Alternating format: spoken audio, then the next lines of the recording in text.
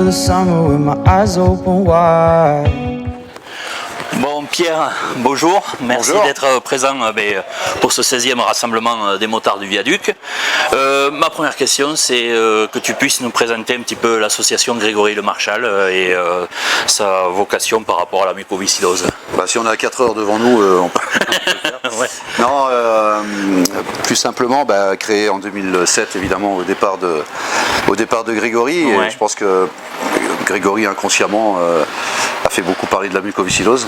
Donc on n'allait pas partir et ne plus rien faire. Et ça a été tout à fait naturel. On a monté cette association de manière assez naturelle, tout de suite, pour s'occuper des autres. Voilà, c'est un peu comme ça qu'on a cherché notre force à nous, de supporter l'insupportable. Ouais.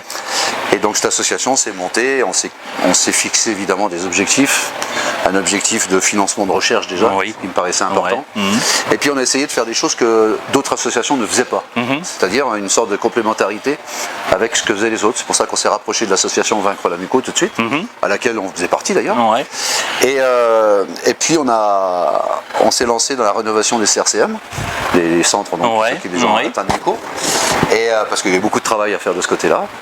On sensibilise bien sûr, grâce au stand, j'ai 400 bénévoles en France qui s'occupent de toutes les manifestations qu'il y a. On en a à peu près plus de 300 en ce moment, tous les ans. Et puis sur le don d'organes aussi, qui est aussi une partie de nos actions très importantes. Oui, c'est ce que j'allais dire justement. Alors pas simplement la transplantation pulmonaire, qui correspond plus principalement aux gens atteints de mucoviscidose, mais le don d'organes en général. Donc beaucoup de travail déjà avec ça. Et puis là, dernièrement, ça fait 9 ans qu'on est dessus, mais on a construit une maison du côté de Paris. Oui, j'allais en parler justement. Qui reçoit des gens atteints de mucoviscidose, et où là, on va s'occuper de l'humain. On considère qu'ils sont soignés à l'hôpital, très bien d'ailleurs. Et nous, on va s'occuper de ce qui se passe derrière, du point de vue relationnel, du point de vue confiance en soi, professionnel aussi. Et c'est important parce que quelqu'un qui est greffé, par exemple, ok, je sais bien, je suis greffé, je suis toujours pas guéri, mais au moins, on me permet de respirer, j'ai toujours la muco. Mais qu'est-ce que je fais de ma vie? Et on répond à ces questions-là. Qu'est-ce que je fais de ma vie? Tu peux faire ça. Si tu as des idées, on va t'aider. On met en place des projets de vie par l'intermédiaire de cette maison, mais qui n'est pas une finalité en soi, c'est un lieu de passage. On fabrique des projets de vie avec les gens. Et voilà. Et quelqu'un qui est sur les nouveaux traitements qu'on a actuellement, pareil. Parce qu'il y a ils se disent, vous savez, c'est des gens inconsciemment, ils se disent, de toute façon, moi je vis pas longtemps, j'ai pas besoin de me projeter outre mesure. Et là, on leur permet d'augmenter les années de vie de manière assez importante pour certains. Et pareil, on les prend par la main, on les assiste pas non plus, on les bouge un peu. Et par contre, on les aide, on leur donne des outils en fait, pour avancer, pour reprendre confiance en eux, pour communiquer correctement, pour s'accepter après une greffe. Difficile de s'accepter, de se regarder dans une glace. Et voilà, on va s'occuper de tout ça. Et on a déjà démarré d'ailleurs. Et c'est vraiment, cette maison, elle tombe vraiment à pic. Mais il n'y a pas que nous qui faisons ça. Vaincre la muco le fait aussi d'une autre manière. Mais nous, on a une structure qui va nous permettre de concentrer les gens dans cette structure, de manière à bien travailler avec eux, de bien cibler la problématique et de les suivre après pendant le temps qu'il faudra, mais on les suivra jusqu'au bout. Avec des professionnels, pas de santé, mais des professionnels médico-sociaux, on appelle, et avec des coachs sportifs, avec des coachs professionnels, avec des socio-esthéticiennes, avec des art-thérapeutes, avec des coachs vocaux. Bref, il y a beaucoup de travail dans ce domaine et on va les aider, on va financer tout ça. C'est pour ça que le combat il n'est pas fini. Il n'est pas fini. Et voilà, je parle, mais moi j'allais dire, Grégory, quand on le voyait à la télévision, a toujours été très discret par rapport à sa maladie. Et aujourd'hui, le fait qu'il soit parti, ça a propulsé cette maladie pour beaucoup de gens où c'était encore l'inconnu et tout. Donc il est devenu entre guillemets un petit peu l'ambassadeur de cette mucoviscidose aujourd'hui. Et c'est bien d'en parler, de mettre tout ça en action. C'est un peu sa première victoire en fait. Première victoire inconsciemment, il a fait parler de la mucoviscidose. La mucoviscidose, personne ne connaissait. Non. Il y a des gens qui ne savaient même pas l'écrire. Maintenant, ça a aidé non seulement le grand public qui s'est permis de nous aider à travers Grégory, nous et les autres, Et ça a permis aussi à la communauté des gens atteints de mucoviscidose que cette maladie soit reconnue vraiment par le grand public. Et ça, c'est important. Je crois que c'est quelque part, inconsciemment, c'est sa plus grande victoire. Alors grâce à nous, oui, parce que c'est nous qui avons continué à véhiculer ces informations grâce à l'association. Et oui, je crois qu'il y a un fossé qui a été franchi à ce moment-là, ouais, bien sûr. Alors aujourd'hui, Pierre, il est parmi nous pour cette lutte contre la mucoviscidose. Ton regard sur ce rassemblement, sur cet événement qu'on a depuis 16 ans maintenant? J'aurais tendance à dire que c'est une belle histoire, ouais. Et je suis vraiment heureux d'être là parce que moi je fais des concerts tous les week-ends pour l'association, donc c'était compliqué pour moi de venir. Et là je me suis dit cette année, après la Covid en plus et tout ça, je dis je bloque, et j'ai bloqué ce week-end-là. Mais je suis absolument ravi et c'est...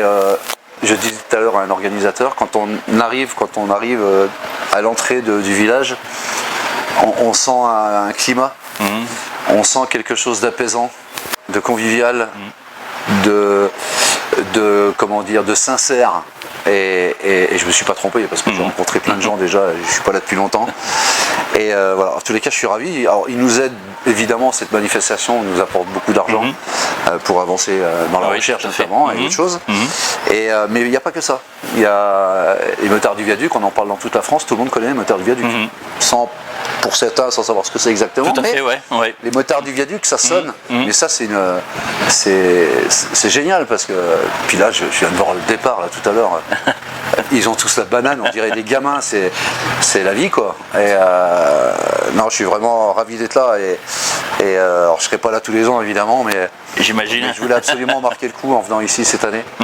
Et je suis vraiment pas déçu. Mais ça, je m'inquiétais pas là-dessus parce que je les ai rencontrés quand même dans d'autres endroits en France. Ils venaient me voir les concerts et ils nous faisaient des remises de chèques d'ailleurs sur les scènes de concert. Et j'ai trouvé ça sympa. Et puis j'ai une pensée bien sûr pour Christian Le Mélec. Voilà, c'est la première personne que j'ai eue au téléphone moi, au tout début quand on a démarré.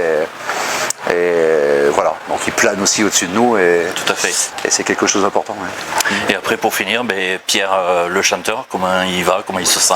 Le chanteur, c'est pas mon métier, mais je m'éclate avec les musiciens et on prêche je prêche la bonne parole avant, pendant, après le concert. C'est le but, c'est pour ça que j'ai fait ces concerts.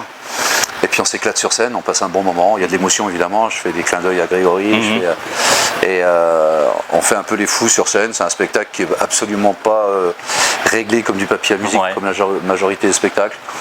On s'adapte au public. Je suis très proche des gens, je suis animateur de métier aussi, et j'ai l'habitude d'aborder les gens et ça m'aide beaucoup.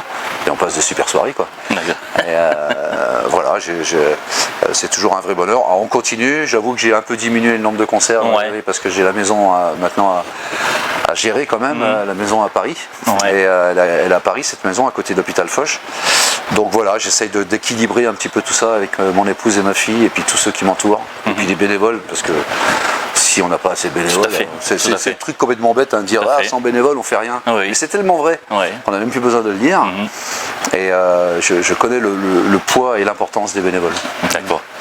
Bon, Pierre, merci beaucoup d'avoir accepté de répondre à nos questions. Avec plaisir. Et on aura l'occasion de montrer un petit peu tout ce que vous faites pour l'association et les coordonnées également pour faire les dons et tout. Voilà. Merci beaucoup, Pierre. Merci beaucoup. Bon.